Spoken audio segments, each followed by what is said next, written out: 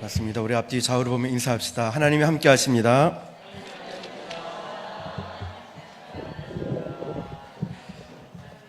우리 한 번 더 인사합시다. 주님이 당신을 사랑하십니다. 아멘. 자, 오늘은 담임 목사님께서 말씀하셨듯이 분노 해소 방법이라는 제목으로 하나님 말씀을 증거하겠습니다. 요즘 뉴스를 보면은 참 끔찍한 사건들이 많이 나오는 것 같습니다. 기억에 남는 사건들을 보니까 어떤 건장한 체격의 남자가 순찰차 위에 올라가서 막 행패를 부리고 말리고 있는 경찰을 막 밀치고 있고, 나중에는 이 사람이 근처에 있는 지구대를 찾아가서 벽돌을 들고 막 문을 열으라고 막 폭행을 하는 것을 봅니다. 근데 그 원인을 살펴보니까 뭐 특별한 일도 아니었습니다. 자신들이 그 조직 세계에서 90도로 인사를 하는데 그걸 쳐다봤던 이유로 이런 일들을 하고 있는 것이죠.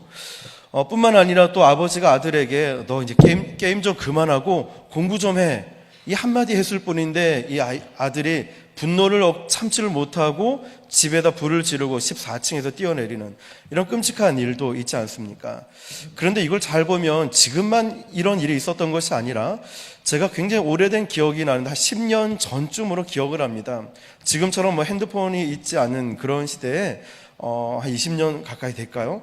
그 공중전화에서 전화를 오래 한다는 이유로 전화를 끊자마자 와서 끔찍한 사건을 또 하는 것을 봅니다.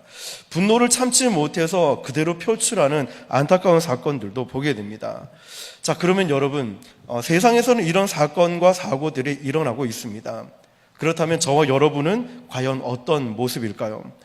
우리는 말씀을 통해 큰 은혜 받고 기도도 열심히 합니다. 그런데 그 순간 교회를 벗어나서 그 은혜의 자리를 벗어나서 여러분이 가정에 돌아갔을 때, 그리고 직장에 갔을 때, 학교에 갔을 때, 여러분의 삶의 현장에 돌아갔을 때 여러분의 모습은 어떻습니까? 억울한 일을 당하거나 아니면 손해보는 상황들, 아니면 누군가가 나를 인정해 주지 않고 거절하는 그런 상황들, 더 가까이는 운전하러 하고 있을 때 깜빡이를 켜지 않고 갑자기 들어와서 놀라거나 당황하게 했을 때 나의 행동과 표정들은 어떤 모습이겠습니까? 혹시 그때 참고 있던 그 분노로 인하여서 거친 말을 한다거나 아니면 욕설을 퍼붓는다거나 협박, 폭행? 그까지는 아니겠지만 어쨌든 그런 심각한 데까지 가지 않겠습니까? 어떤 사람들은 술로 그것을 풀거나 아니면 도박 중독에서 의지하고 있는 모습들도 보게 됩니다. 저는 오랜 전부터 그런 고민을 해왔습니다. 신앙생활도 분명히 오래 했고 기도도 참 열심히 하고 예배 시간 보면 말씀의 은혜도 참 많이 받는 것 같아요. 그런데 어떤 순간에 보면 이분의 전혀 다른 모습, 옛사람이 나오는 것을 보게 됩니다. 분노를 참지 못하는 그런 행동과 말들을 보면서 과연 신앙생활과 이들의 삶은 어떤 차이가 있을까? 비단 그분들의 문제가 아니라 저 역시도 그런 모습을 발견하게 됩니다. 그때 사람들의 마음속에 있는 잠재되어 있는 분노가 참 많구나, 이런 생각을 합니다. 뉴스에서 뿐만이 아니라 내 자신을 보더라도 나는 참 겉으로 보기에는 믿음이 참 좋아 보이는데 알고 보니 내 안에도 잠재되어 있는 이런 분노가 참 많이 있구나 생각을 합니다. 이 분노가 해소하지 못하니까, 제대로 해소가 되지 않으니까 엉뚱한 사람에게 그게 흘러갑니다. 표출이 됩니다. 때로는 남편에게 그 분노가 아내에게 흘러가고 자녀들에게도 흘러보내는 것을 봅니다. 신실한 사람이라 할지라도 분노가 내 마음속에 그대로 남아있고 해소가 되지 않을 때는 그런 일들이 벌어진다는 것이죠. 여러분, 분노 자체는 죄악이 아닙니다. 분노에도 정의로운 분노가 있습니다. 예수님을 보시면 성전 앞에서 장사를 하는 사람들에게 장사하고 있는 상을 뒤엎으면서 뭐라 하시죠? 뭐라고 하실까요? 내 집은 만민이 기도하는 집이다 말씀하셨습니다. 사회가 잘못되었을 때 정의로운 분노가 필요합니다. 이단과 사이비가 설칠 때에도 가만히 좋은 게 좋은 거지 참고 있어서는 안 되겠죠. 의로운 분노가 필요합니다. 분노는 우리 인간이 가지고 있는 자연스러운 감정입니다. 그러나 문제가 뭐냐면 이 분노가 통제되지 못할 때라는 것이죠. 다스려지지 않는 분노는 죄악이 될 수 있습니다. 오늘 보면 4장에도 나타나는 이 사건을 보십시오. 다스려지지 못한 이 분노가 초래한 사건이라고 할 수 있습니다. 가인은 자신의 제사는 연락되지 않고 동생 아벨의 제사만 연락되자 화가 났습니다. 분노가 일어났습니다. 그리고 결국 그 분노의 결과로 동생을 죽였습니다. 이 사건이 성경이 기록하고 있는 최초의 살인 사건입니다. 그러면 여러분, 가인은 왜 그토록 분노를 했을까요? 그리고 가인이 이 분노했을 때 어떻게 극복해야 했을까요? 이 질문이 왜 중요하냐면 저와 여러분도 이 땅을 살아가면서 거의 비슷한 이유로 분노하고 있기 때문입니다. 그래서 우리는 저와 여러분들이 왜 분노하며 살아갈까를 생각해보고, 또 하나는 나에게 이런 분노함이 솔직히 있는데 이 분노를 어떻게 극복할 수 있을까? 두 가지 질문입니다. 오늘 본문 중심으로 분노 해소 방법에 대해서 함께 찾아보고자 합니다. 첫 번째로는 분노의 뿌리를 한번 찾아보겠습니다. 가인이 왜 분노했을까요? 자신이 공평하다는 취급을 받지 못했기 때문입니다. 이처럼 분노의 뿌리는 자신이 공평한 취급을 받지 못한다고 느꼈을 때 분노하게 됩니다. 그래서 심리학자들은 내가 불공평한 대우를 받고 있다, 이 느낌 속에서 일어나는 정서적인 감정이라고 정의를 하고 있습니다. 그러므로 이 분노의 뿌리는 억울하다, 공정하지 못하다, 불공평하다, 내 자존심을 짓밟았다, 모욕감을 느꼈다. 여기서부터 분노의 뿌리가 시작이 됩니다. 지금 가인을 보면요, 자신이 매우 억울하다고 생각하고 있습니다. 2절을 보니까 그가 또 가인의 아우 아벨을 낳았는데 아벨은 양치는 자였고 가인은 농사하는 자였더라. 가인의 직업은 농부였죠. 아벨의 직업은 양을 치는 목동이었습니다. 세월이 흘러서 제사를 지내게 됐는데 가인은 농부이기 때문에 땅의 소산으로 하나님께 드렸고, 아벨은 목동이었기 때문에 양을 치었기 때문에 양으로 제물을 삼아서 제사를 드렸습니다. 그런데 하나님께서 아벨과 그의 제물은 연락을 하셨지만 가인과 그 제물은 연락하지 않으셨습니다. 거절하셨습니다. 그러자 5절에 보니까 가인과 그의 제물을 받지 아니하신지라 가인이 몹시 분하여 안색이 변하더니, 여러분, 화가 나면 사람들이 어디가 제일 먼저 변합니까? 얼굴이 변하죠.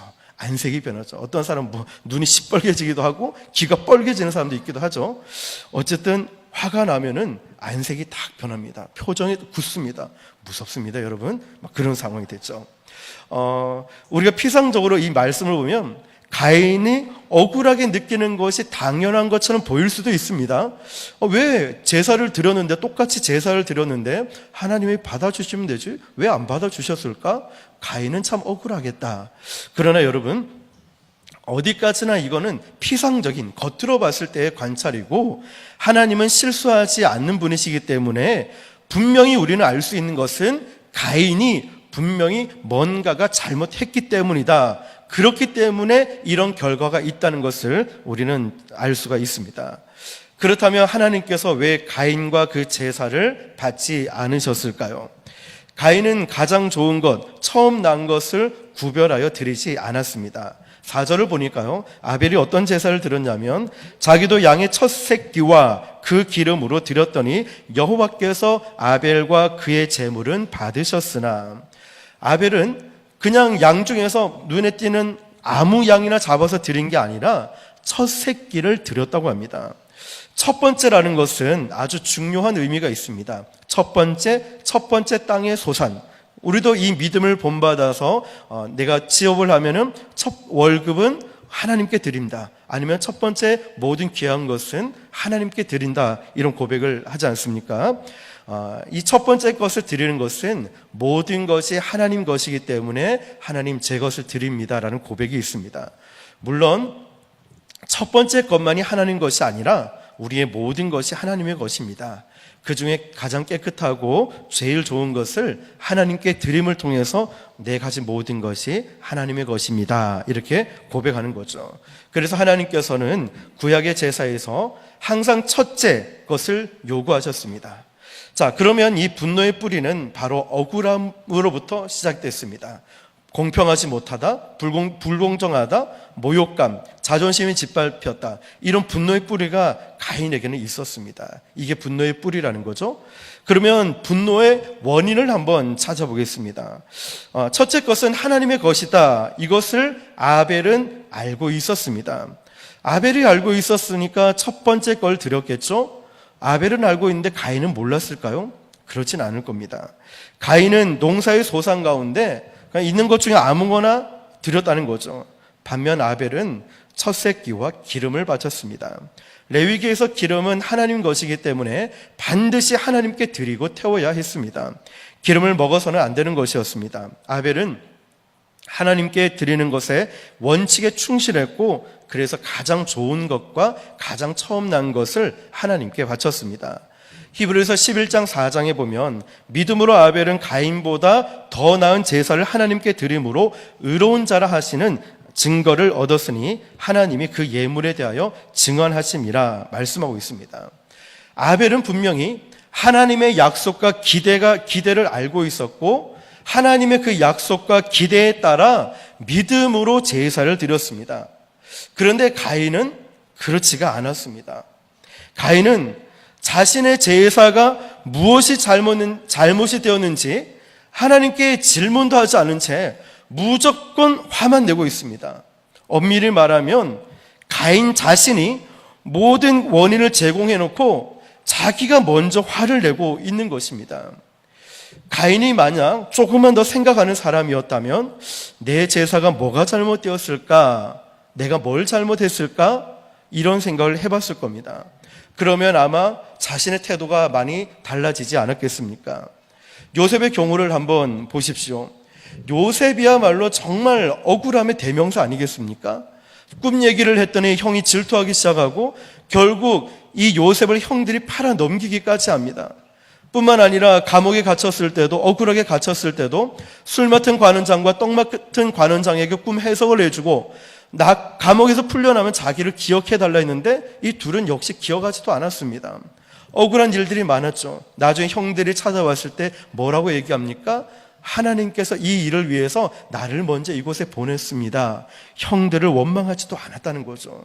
이렇게 믿음으로 자기 자신을 돌아보고 하나님을 바라보면서 믿음으로 고백할 수 있었습니다.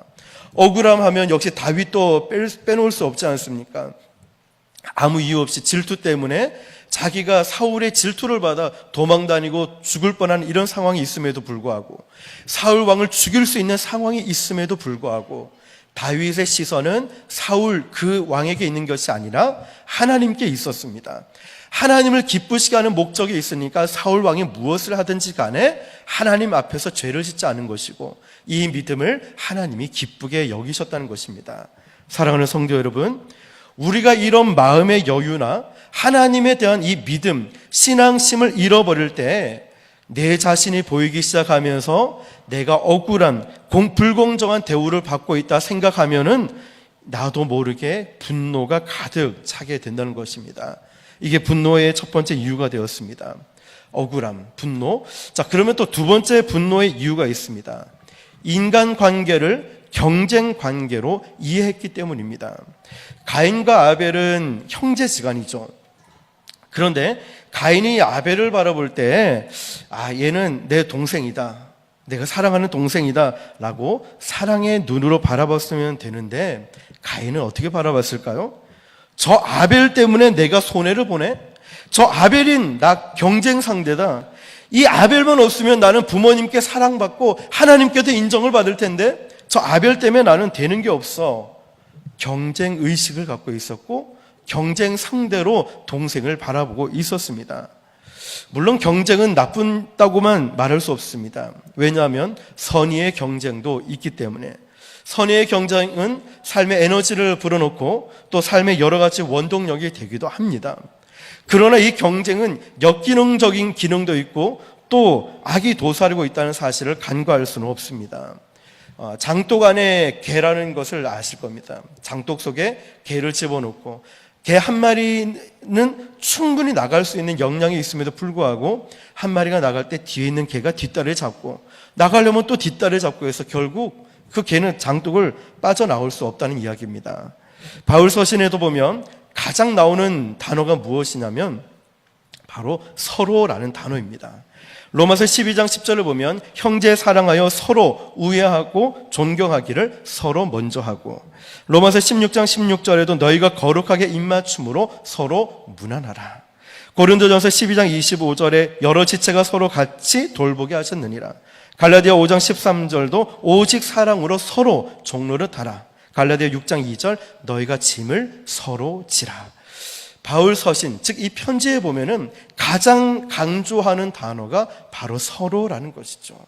가인이 아벨을 바라볼 때 경쟁 상대로 바라본 것이 아니라 바로 서로 함께라는 이런 마음을 바라봤으면 얼마나 좋겠습니까? 비록 나의 재산은 하나님이 연락하지 않으셨지만, 아이고 내가 동생에게 배울 게 참 많네, 우리 동생은 참 똑똑하네, 이렇게 생각했다면 어떻겠습니까?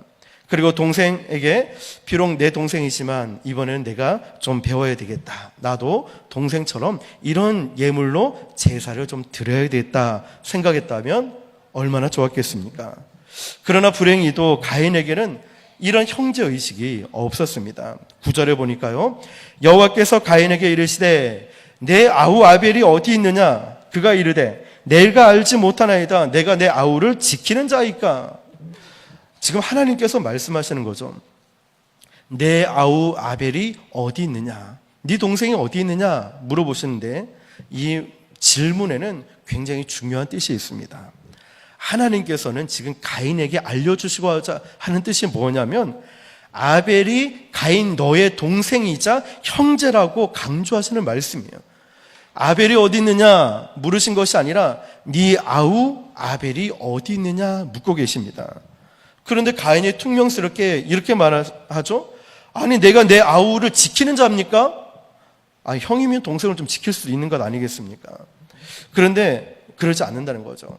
이처럼 인간관계를 경쟁 상대로 이해하는 것이 바로 우리의 삶에도 있고 그에게 분노의 이유, 두 번째 이유가 됐다는 것입니다.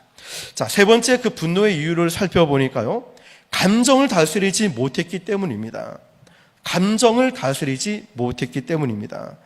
여러분, 화가 난다는 것은 어쩔 수가 없습니다. 여기서 화 안 내는 사람 어디 있겠습니까? 천사같이 보이는 저도 죄송합니다. 어쨌든 분위기 안 좋은 것 같네요. 어쨌든 저도 화도 내고 우리 모두도 화를 낼 수 있습니다. 그렇죠? 이런 감정이 없는 사람이 어디 있겠습니까? 그러나 이 분노의 감정이 발전되면 어떻게 될까요? 분노의 죄를 짓게 된다는 것입니다. 그러면서 저 사람을 가만두지 않을 거야. 분노가 마음속에 생각은 할 수 있겠죠.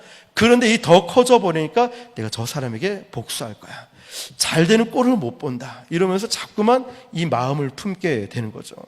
문제는 그 생각이 죄악의 행동으로 발전된다는 겁니다. 여러분, 죄라는 것은요, 힘이 있어요. 그 배후의 역사는 힘이 있어서 처음에는 내가 죄악을 즐기는 것 같지만 나중에는 죄가 나를 끌고 갑니다.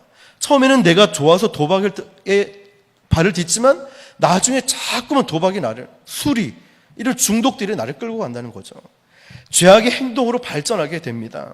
우리가 이 죄가 행동까지 발전 못하도록 차단해야 됩니다. 7절에 보니까요, 내가 선을 행하면 어찌 낯을 들지 못하겠느냐? 선을 행하지 아니하면 죄가 문에 엎드려 있느니라. 죄가 너를 원하나 너는 죄를 뭐 하라고요? 다스릴지니라. 죄가 우리 가운데 원할 수 있고 우리 가운데 있을 수 있고 죄된 생각을 할 수도 있지만, 하나님은 그런 것도 알고 인정을 하지만 너는 죄를 다스려야 한다라고 말씀하고 있습니다. 분노가 일어난 가인은 아벨을 죽이고 싶은 마음이 들었습니다. 그런데 하나님께서 말씀하시죠. 죄가 너를 원하지만 너는 그 죄를 다스려야 한다. 우리에게 이 감정을 다스리는 것이 중요하다는 말씀입니다. 저와 여러분이 이 분노의 감정이, 생각들이 들 수 있지만 이거를 다스려야 한다고 말씀하고 있는 겁니다. 그래서 에베소서 4장 26절에 분을 내어도 죄를 짓지 말고 해가 지도록 분을 품지 말고 말씀합니다. 여기서 사도 바울은 분노와 죄악을 구분해서 말하고 있습니다.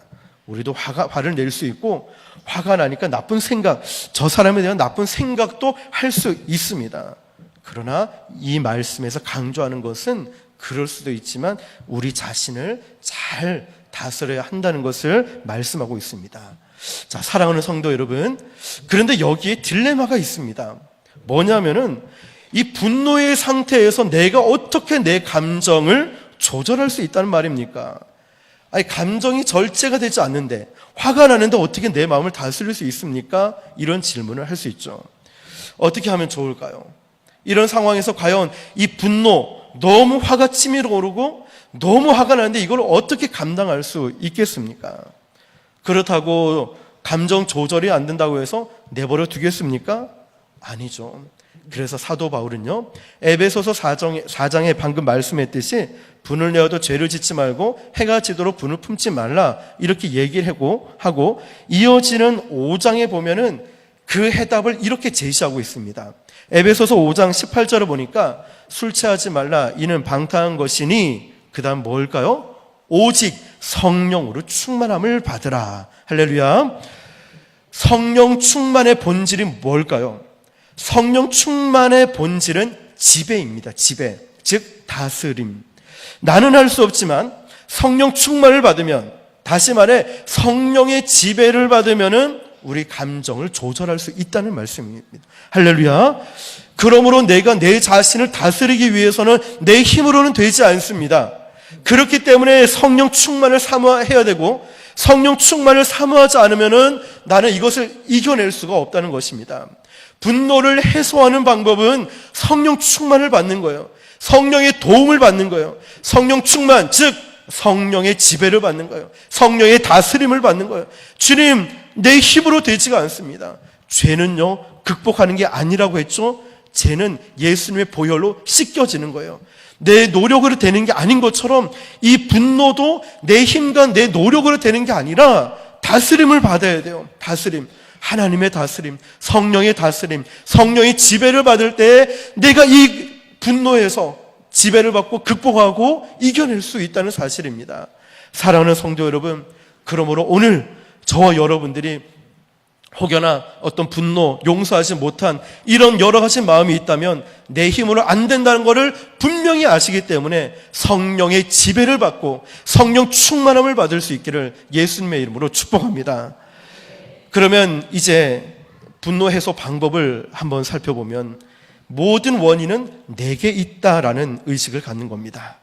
어떻게 이 분노를 극복할 수 있을까요? 어떻게 이 분노에서 자유로울 수 있을까요? 모든 원인을 나에게서 찾는 거예요. 내 안에서 찾는 겁니다. 근데 사람들은 화가 나면요, 분노의 원인을 다른 데서 찾습니다. 항상 이렇게 얘기하죠. 우리가 가난해서 그래요. 없어서 그렇다고요. 아니, 부모를 잘못 만나서 내가 이렇게 사는 거 아닙니까?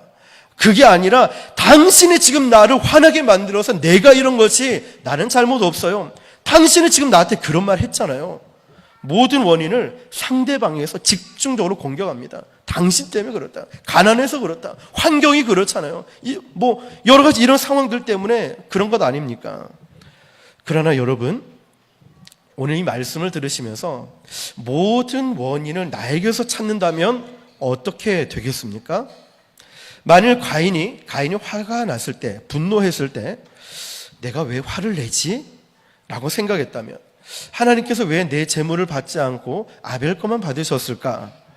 동생 아벨과 내가 드린 재물과 차이가 무엇이 있을까라고 생각했더라면, 그리고 동생은 가장 좋은 것, 첫 번째 것을 드렸구나, 나도 다음에는 첫 번째 것, 가장 좋은 것을 하나님께 드려야지 생각했다면 오히려 분노했던 그 상황이 성숙하는 계기가 될 것이고 결과는 확실히 달라질 것입니다.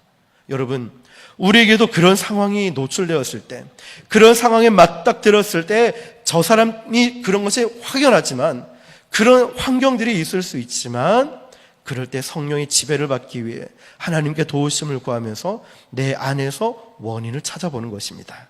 6절을 보니까요, 여호와께서 가인에게 이르시되 내가 분하여 함은 어찌됨이며 안색이 변함은 어찌됨이냐. 하나님이 말씀하시죠. 야 가인, 너 지금 왜 화를 내고 있니? 하나님께서는 가인이 분명히 잘못한 것을 알고 계시면서 말씀하시는 거예요.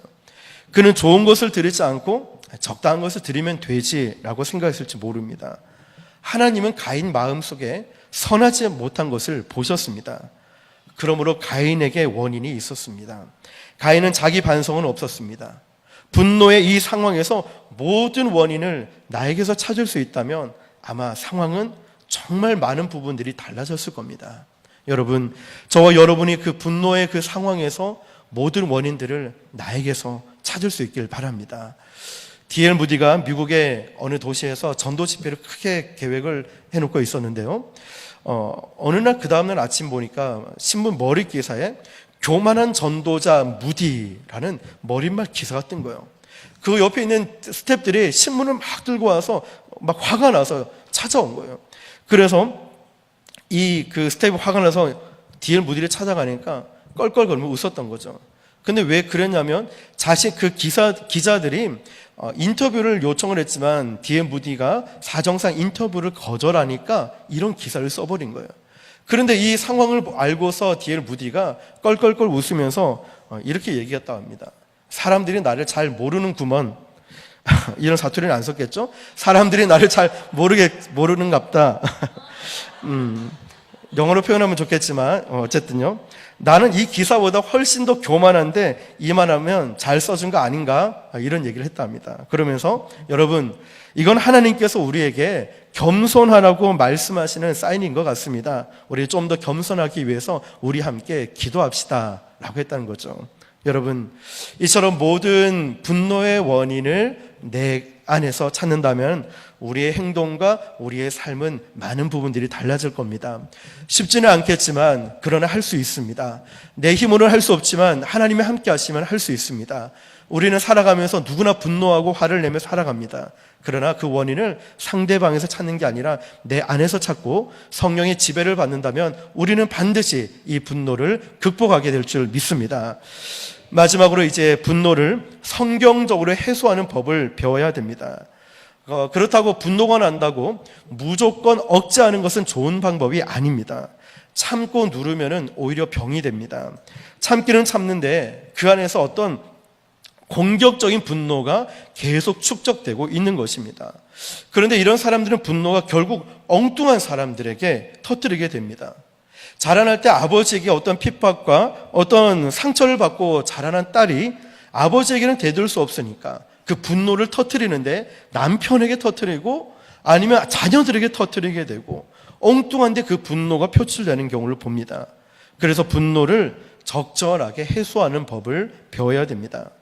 어떤 사람은 화가 나면 골프를 칩니다. 그 골프공을 누구라 생각하고, 볼링 핀을 누구라 생각하고 막 칩니다.